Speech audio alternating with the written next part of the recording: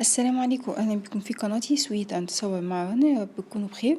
لو اول مره تشوفوا فيديو من فيديوهاتي وناويين تشتركوا في القناه، وانتوا بتشتركوا في القناه ابقوا فعلوا الجرس علشان توصل لكم كل الاشعارات الخاصه بالقناه عندي.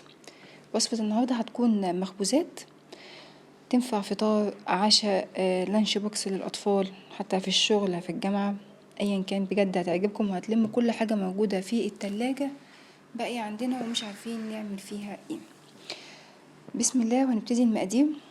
اول حاجة نص كيلو من الدقيق، يعني 3 كوبايات ونص ومعلقة كبيرة، معلقتين كبار من الزبدة، ومحطوط وكمان معلقة كبيرة من اللبن، ورشة ملح، ومعلقتين كبار من السكر، ومعلقتين كبار من الخميرة.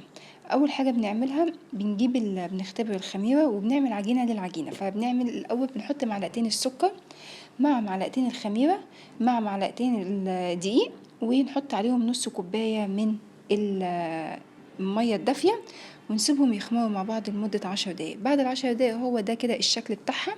بعد كده هنحط بقى الزبدة بتاعتنا، وهنحط بعد كده الخليط الجاف بقى اللي هو الدقيق والملح واللبن، ونبتدي نعجنهم مع بعض لمدة 10 دقايق. بصوا العجينة مش ناشفة، العجينة طرية لكن مش بتلزق في ايدي. هي خدت تقريبا مني كوباية ونص من المية الدافية، فاحنا هنبتدي بكوباية مية وبعد كده نبتدي نشوف، عشان كل خليط كل دقيق اسفة بيبقى ليه مية معينة، مش كل الدقيق شبه بعضه. بعد ما عجنا لمدة 10 دقايق هنسيبها تخمر لمدة ربع ساعة، وبعد ما بتخمر هو ده شكلها. هنفضي منها الهواء وبعد كده هنعملها كور. لو عندنا ميزان وزن الكورة 50 جرام. لو ما عندناش ميزان زي ما انتم شايفين قد الاستفندية الصغيرة كده، هنسيبها ترتاح. هنوش شوية دي من تحت وشوية دي من فوق، ونسيبهم يرتاحوا لمدة 5 دقايق كده، دقيقتين يعني. اولا كمية الخميرة كتيرة على الدقيق، فخدوا بالكم هتخمر منكم بسرعة. صيف شتاء يعني، لو احنا بنتكلم في الشتاء فهتسيبوها زي ما قلت لكم كده ايه حوالي نص ساعة مثلا. لو في الصيف هي ربع ساعة حلوة جدا جدا جدا. وهنسيب الكور تستريح دقيقتين في الصيف، 5 دقايق في الشتاء. اي بقى حشوات عندكم. انا بقى ايه، كان عندي شويه شاورما لا نافعين يعملوا غدا وحرام ان هم يترموا.